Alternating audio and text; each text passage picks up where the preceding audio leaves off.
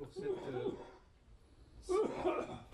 ce panorama incroyablement éclairant. Et vous avez posé exactement les termes de la question: comment dépasser ces polarisations que vous avez énumérées et définies. Alors je propose maintenant qu'on ait peut-être une demi-heure de questions, de remarques, et puis après on fera la pause, et après nous entendrons le professeur Charlot. Alors là, y a-t-il des questions? Oui? Alors c'est au fond, là, au fond, et la dame en bleu, le monsieur en bleu. Pardon. Bonjour. La question c'était par rapport à ce que vous avez dit à M. Hanafi. C'était par rapport à ce que vous avez dit sur il faut faire bouger il faut faire bouger la loi à travers le réel. C'est-à-dire que la loi doit changer en même temps que le réel. Et là, une question se pose, c'est que est-ce qu'on, pour arriver à cette sécularisation, est-ce qu'on doit s'écarter de la loi, comme on a pu entendre, il y a des interviews qui ont été faites, notamment au Maroc, en posant la question de est-ce qu'on doit s'écarter de la loi? Il y a eu des jeunes qui ont répondu totalement, ils ont répondu oui, il faut s'écarter de la loi, on ne peut pas imposer des lois égalitaires ou inégalitaires aux gens. Et donc, ma question c'était, est-ce qu'on doit s'éloigner de ces lois, ou plutôt faire un travail d'interprétation? Et je pense qu'on aura l'occasion d'écouter M. Chahrour et puis Dr Al-Ajmi plus tard, de voir ce travail d'interprétation et de faire la différence entre la Sunna et le Coran, qui est une différence fondamentale à faire, et à ce moment-là permettre aux gens de faire ce travail d'interprétation pour arriver à cet islam plus post-fondamentaliste que vous appelez, ou plutôt arriver à une compréhension, permettre aux gens de comprendre ce que c'est que la sécularisation, expliquer à travers l'islam, et donc à partir de l'interprétation. Merci. Peut-être qu'on répond tout de suite aux questions, c'est mieux, je trouve. Je ne crois pas qu'on va s'écarter de la loi, mais on va comprendre l'esprit de la loi. La loi elle-même a changé plusieurs fois. La progression, changer la loi pour une autre loi meilleure.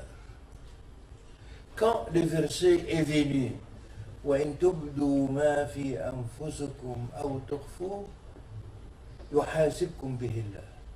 Si vous faites quelque chose visible ou invisible, vous seriez responsable. Alors Omar est allé au prophète en lui disant: mais prophète, ça c'est très difficile. Le visible, c'est ok, mais l'invisible, combien de fois il y a des choses invisibles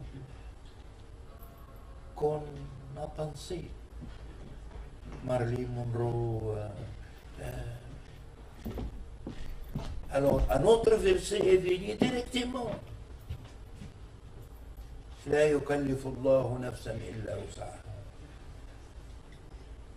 Vous êtes responsable surtout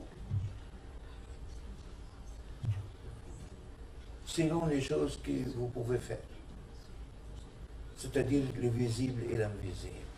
Alors, il y a plusieurs fois que la loi elle-même a changé selon la capacité humaine ou selon les changements du réel. Alors, ne vous pensez pas qu'après 14 ans, et qu'il n'y a rien changé dans le statut de la femme. La femme, quand l'islam est venu, elle est dans la tente. Elle ne sortait pas. Elle était une honte, car elle est prise captive dans la guerre. Elle n'a pas le droit d'avoir. Elle n'a pas le droit d'héritier. Elle n'a pas le droit de décider son mariage. Alors l'islam est venu pour changer tout cela. Pas 100%, mais 50%.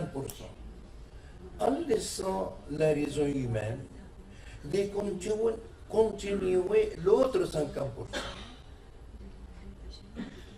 Est-ce que Margaret Thatcher ou Golda Meir ou Indira Gandhi sont des moitiés témoins? Je lui dis, va prendre une autre femme et viens de nouveau au tribunal pour faire le témoignage, parce que dans la loi, 2 femmes sont égales à un homme. Est-ce que je vais appliquer la loi de l'esclavage, al-Rep, al-Ghanaim, le butin des guerres? Si on fait faire la guerre avec Israël et nous sommes victorieux, on va diviser les avions, les tanks, les canons, les roquettes sur les soldats arabes. Voilà les grands défis. Et vous devez choisir. Quelle est la meilleure? De préserver la loi comme éternelle et sacrifiant les intérêts, ou préserver l'intérêt et voir la loi d'une autre manière, suivant l'esprit de la loi, c'est-à-dire dans quelle mesure la loi a changé dans l'étape 1.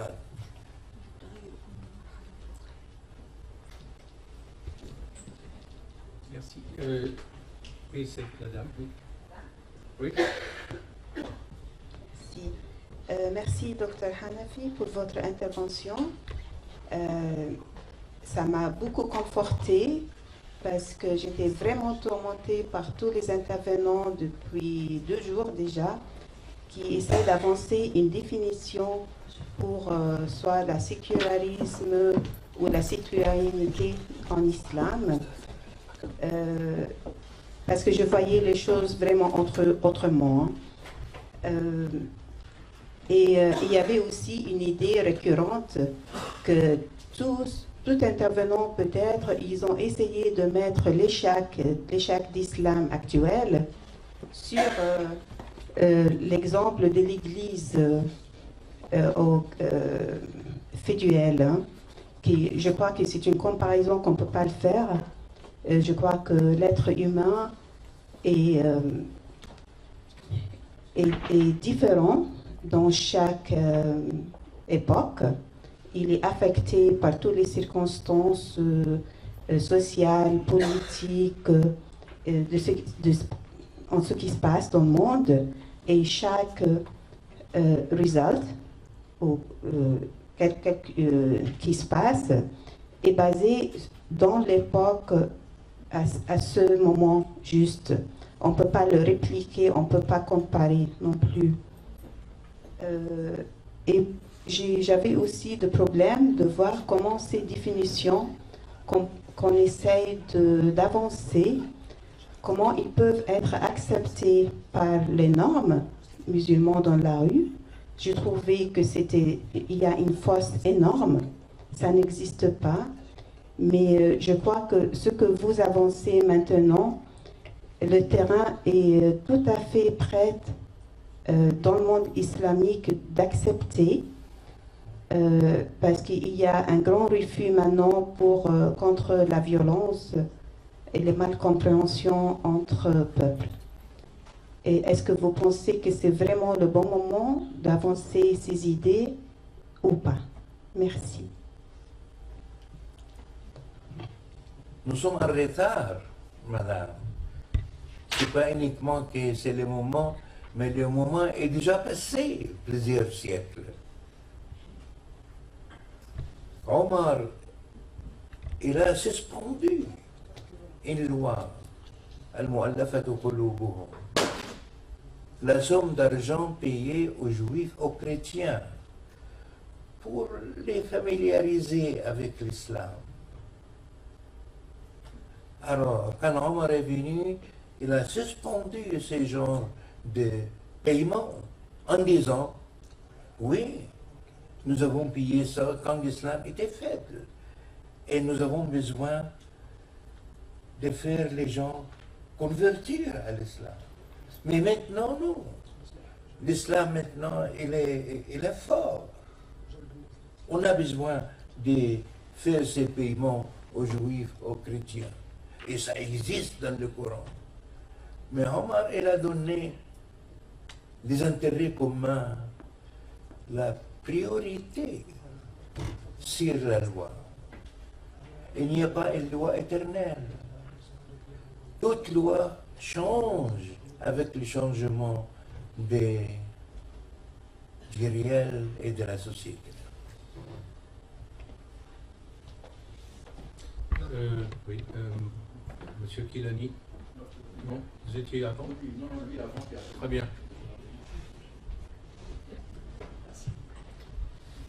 Merci beaucoup, professeur Hanafi, pour cette intervention.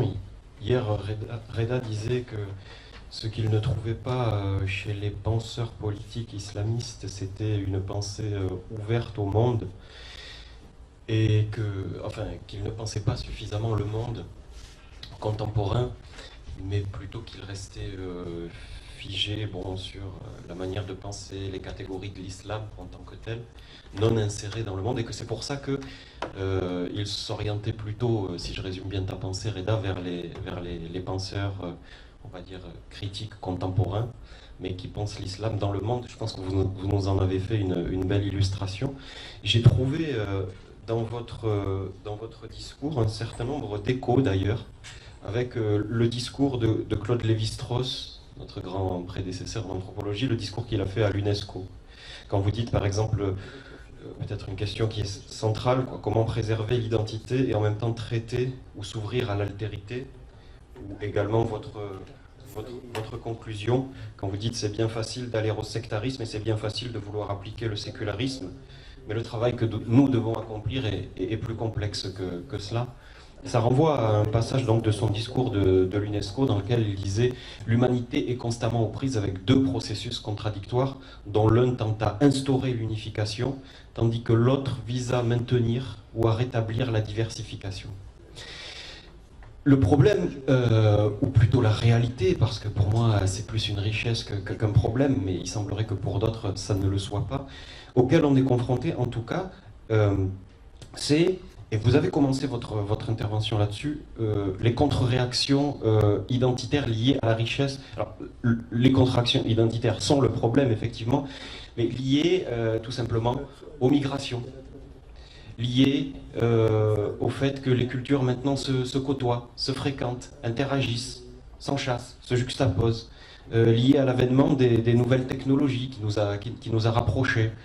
Des transports publics, etc., qui a rapproché les individus. Auparavant, on était bien, on était dans notre petite localité, on parlait à peu près la même langue, on se ressemblait, on pratiquait à peu près la même religion. Tout cela a changé et ça génère des contre-réactions identitaires. Vous avez même expliqué en fait l'avènement d'Al-Qaïda par, si vous voulez, une réaction à toute la pensée libérale en Égypte qui a émergé autour de Taha Hussein et de plein d'autres penseurs. Mais le problème, c'est que on ne peut pas éviter cet état de fait. Voilà. Je veux dire, aujourd'hui en France, il y a plusieurs milliers de mosquées, et je veux dire, c'est comme ça, il y a 6 millions de musulmans. Et de fait, on voit en France que il y a l'extrême droite qui est en train de monter au créneau et de se radicaliser. Et donc voilà, bon, ma question c'était comment on peut sortir de ce jeu de réaction contre réaction vis-à-vis de la présence de l'autre. L'autre, il est là, on ne peut pas faire autrement même si on le voulait. Et donc voilà, je pense que cette question, vous la posiez pour le monde musulman confronté à l'altérité occidentale, pour parler. Mais en vérité, il se pose de manière accrue aussi dans nos sociétés occidentales.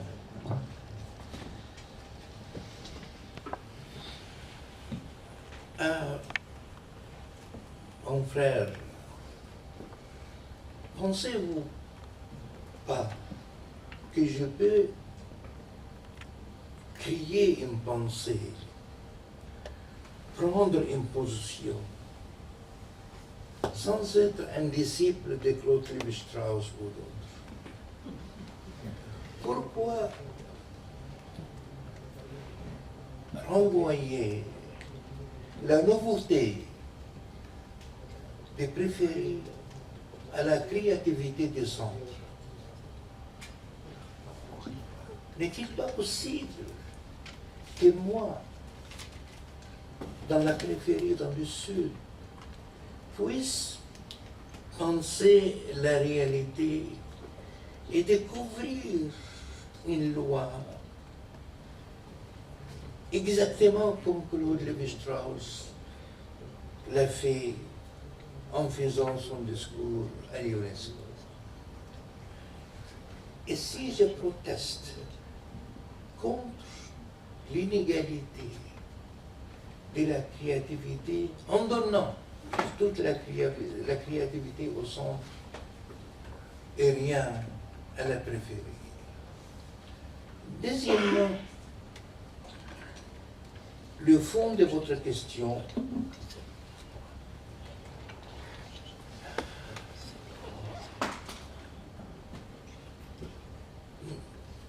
comme j'avais dit à la fin de mon discours, il faut mettre la culture dans son propre moment historique. Moi, j'ai vu un moment historique similaire à Giordano Bruno, Martin Luther et Erasmus.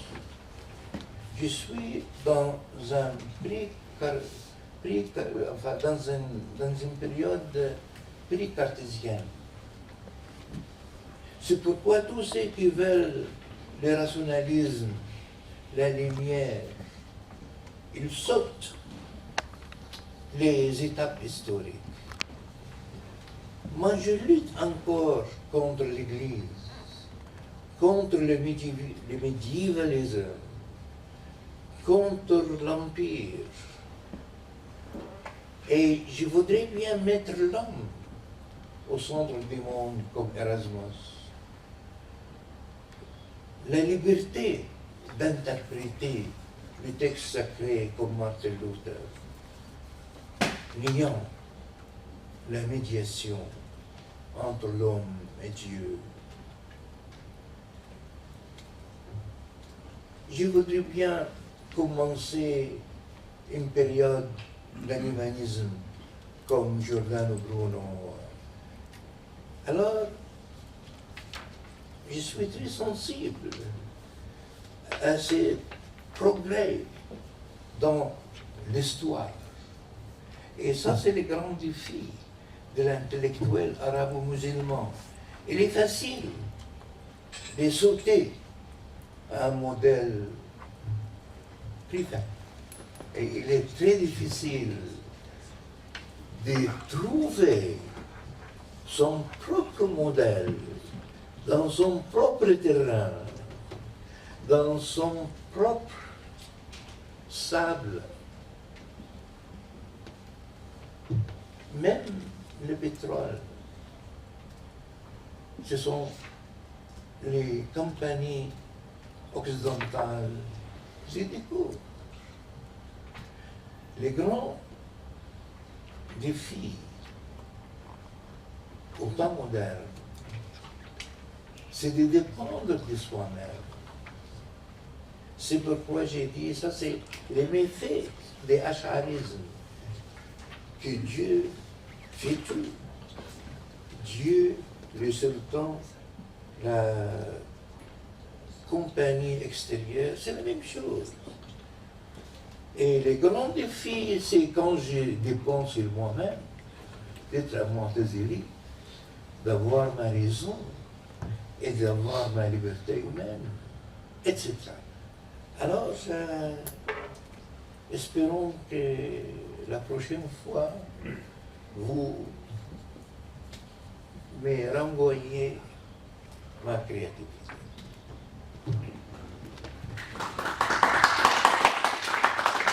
Merci.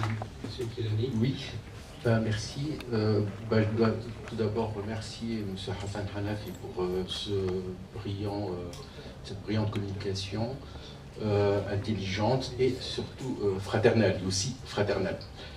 En fait, j'ai retenu un certain nombre, il y a beaucoup, bien sûr, de choses que vous avez développées, et notamment une réflexion autour, au fond, de la définition de la religion. Il y a un certain moment où vous avez dit, est-ce que l'islam est une religion? Et vous avez dit non.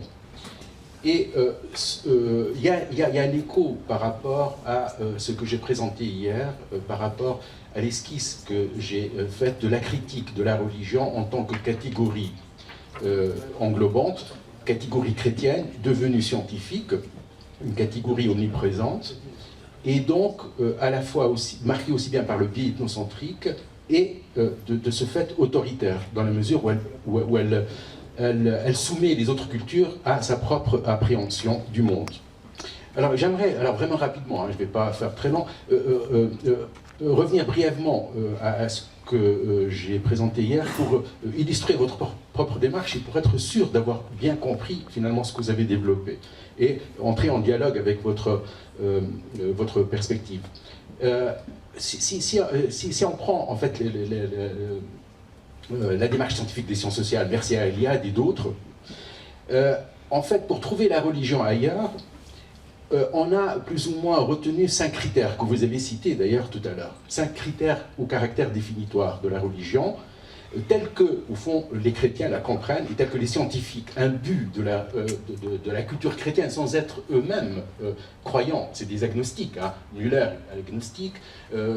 Ivan Pritchard, bon, c'était un catholique, mais enfin, il avait une position d'agnostique quand il travaillait en tant qu'anthropologue. Donc, les 5 critères définitoires de la religion, et bien sûr, c'est emprunté à la tradition judéo-chrétienne, c'est un système légal, comme vous l'avez dit, enfin le dogme, un système légal, prêtre, et église, rituel. Et donc, à partir de là, on va essayer de trouver de la religion un peu partout. Et juste donner l'exemple des jésuites au XVIIIe siècle qui ont voulu christianiser la Chine, et qui à un certain moment avaient un contact avec l'empereur, et ils étaient bien vus et ils faisaient partie de la cour de l'empereur. Et alors ils se sont posé la question justement de la traduction des cultures. En fait, c'est un travail finalement d'anthropologue, comment traduire les cultures les unes par rapport aux autres, et leur mission c'était quand même de convertir les Chinois. Mais en même temps, les jésuites, c'est des anthropologues en fait, qu'ils le veuillent ou pas, dans la mesure où ils sont là pour traduire les cultures et notamment essayer de trouver un espace religieux qui aurait un écho avec la religion telle qu'on l'entend dans la tradition occidentale. Et c'est vrai qu'ils ont été confrontés à un énorme problème, tout comme les missionnaires et las casas en Amérique, au XVIe, à savoir comment peut-on définir une religion universelle ou un religieux universel, et c'est là où on a inventé l'idolâtrie.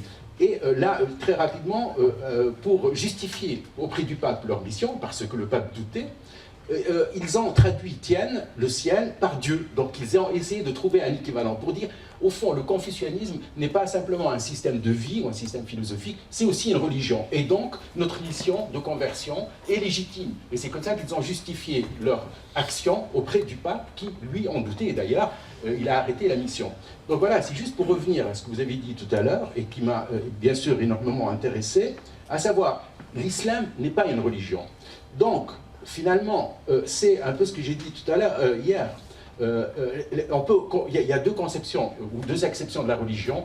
de point de vue étymologique, selon Benveniste. Il y a, il y a la conception de lier verticalement, qui est l'acception chrétienne, saint-augustienne, et il y a la conception plutôt horizontale, qui est le lien social, renforcer le lien social, la solidarité, qui était au fond la conception romaine, enfin disons. Hein. Et voilà, donc en fait il y a une étymologie qui a pris le dessus sur le reste, et alors en fait si on vous suit, donc la religion de l'islam n'est pas une religion parce que il n'y a ni ritualisme, ni dogmatisme, ni légalisme, ni institution, ni synagogue, ni église. Donc en fait ça va tout à fait dans le sens de ce que je disais hier. En fait il faut sortir d'une définition chrétienne marquée historiquement et culturellement pour concevoir le religieux, mais entre guillemets vraiment, parce qu'on ne sait pas du tout comment le définir, comme un lieu où s'exprime finalement le lien social. Et vous l'avez vraiment dit, il n'y a pas de ritualisme dans l'islam, la bonne intention est l'action, et la bonne action est le rite. Autrement dit, ça va absolument dans le sens du travail des anthropologues aujourd'hui, d'une remise en question de la croyance en tant que contenu, pour dire que, et ça les linguistes aussi, et la théorie de la performance l'a montré, quand le rite ce n'est pas dire mais faire. Et là j'ai trouvé en fait qu'il y a un écho très direct avec ce que vous avez dit. La croyance en fait nous pousse à l'action et non l'inverse. Elle ne guide pas notre action, elle ne s'impose pas aux consciences de façon autoritaire comme dans la définition de la religion, la définition officielle, classique, autoritaire, mais autrement dit. Et là, peut-être ça trouve un écho aussi par rapport à ce que vous avez dit, la religion dans ce sens. Si on prend la religion au niveau horizontal, du lien social, de la solidarité, la religion serait plutôt émancipatrice. Elle ne serait pas justement autoritaire, dogmatique, qui s'impose aux consciences, comme on peut le voir dans les différents fondamentalismes. Donc voilà, c'est quelques réflexions en fait, qu'a suscité en moi votre intervention, et je vous en suis vraiment très reconnaissant, parce que voilà, on est au fond, l'islam c'est une religion monothéiste, bien sûr on pourrait, moi-même d'ailleurs j'ai dit tout à l'heure hier que déjà dans l'islam également on peut avoir une conception autoritaire, hein, une conception dogmatique qui insiste sur ce lien, et donc qui réintroduit au fait la question de l'institution et du pouvoir de l'hégémonie.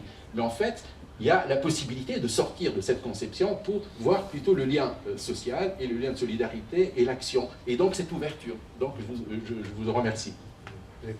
Non, je suis absolument d'accord.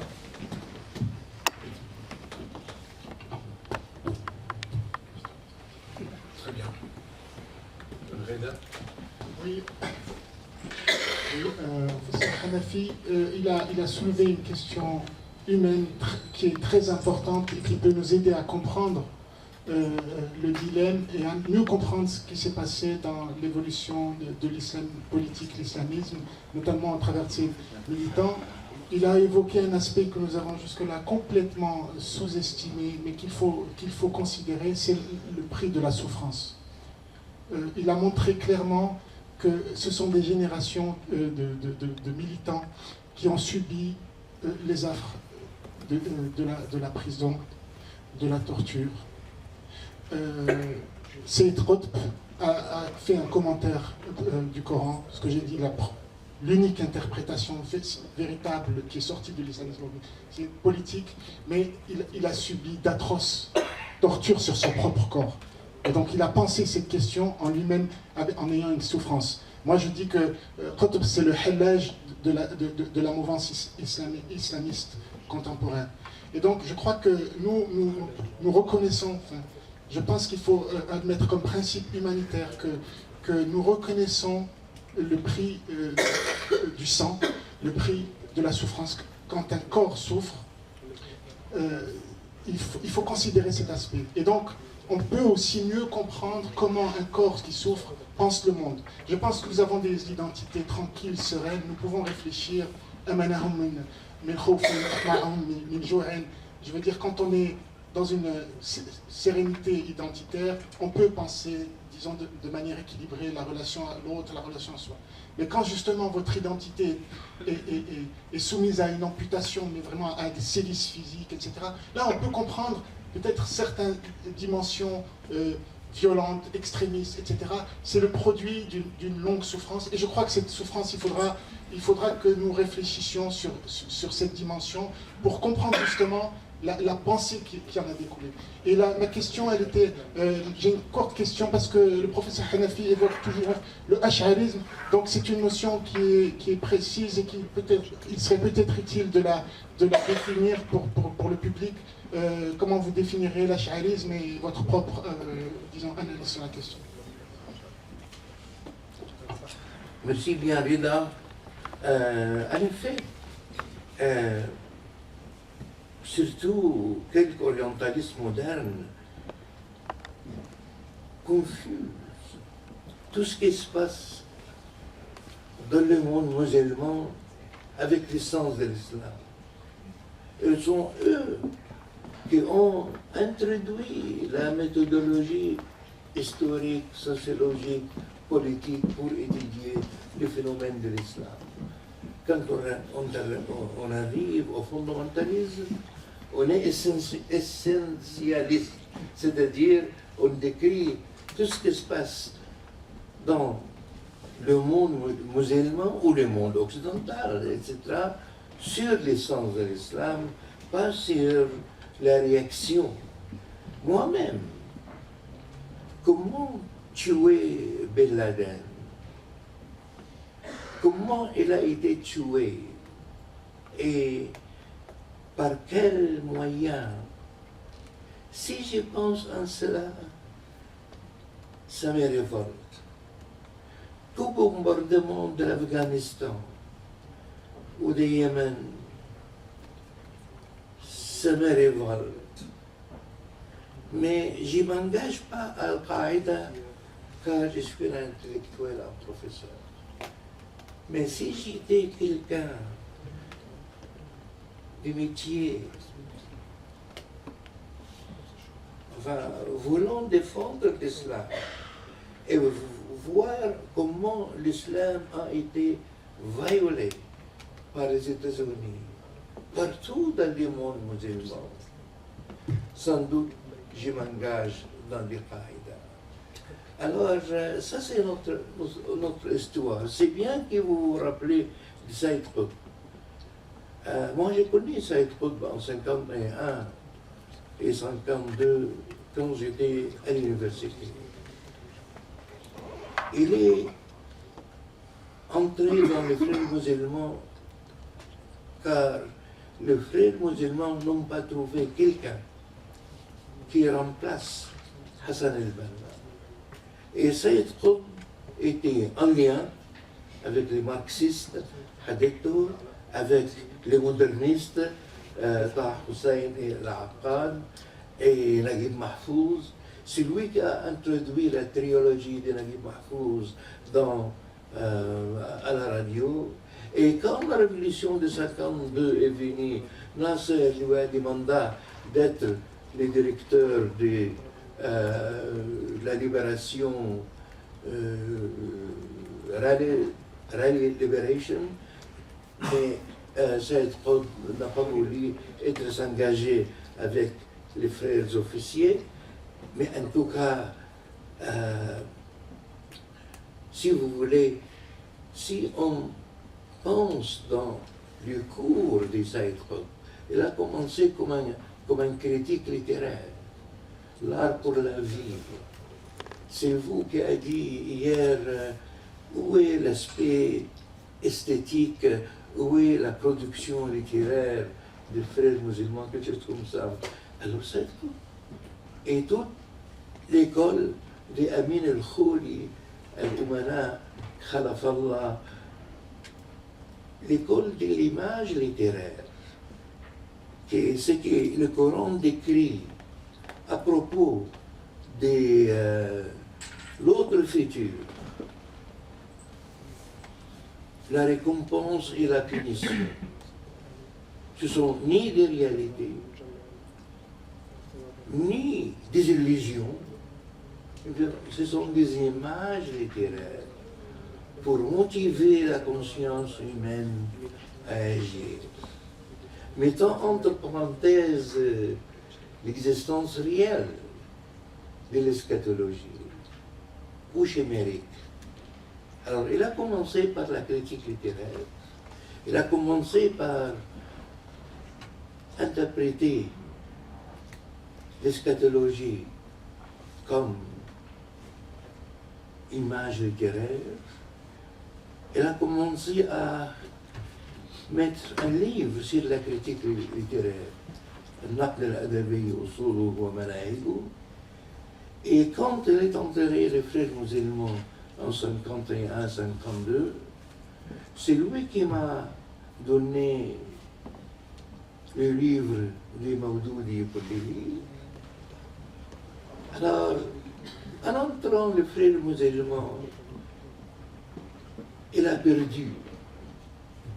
Et les frères musulmans n'ont pas gagné. Nous avons perdu un personnage qui est comme Naguib Mahfouz dans la créativité littéraire et Saïd Qutb dans la critique littéraire, etc. Alors, ce sont les circonstances qui ont transformé Saïd Qutb par la torture et la prison à écrire Ma'alim fi al-Tariq. Ma'alim fi al-Tariq, chaque chapitre, c'est un soupir de souffrance. Et c'est un désir de se libérer. La ilaha illallah, c'est la libération. On doit changer le monde. Un groupe de croyants vont changer ce monde. Il n'y a pas un dialogue entre la foi et l'absence de la foi. Mais il y a la lutte, etc. Alors ça, ce sont les cris d'un prisonnier qui voudrait bien se libérer des prisons. Alors c'est la persécution des frères musulmans pendant 40 ou 50 ans qui ont crié l'islam fondamentaliste.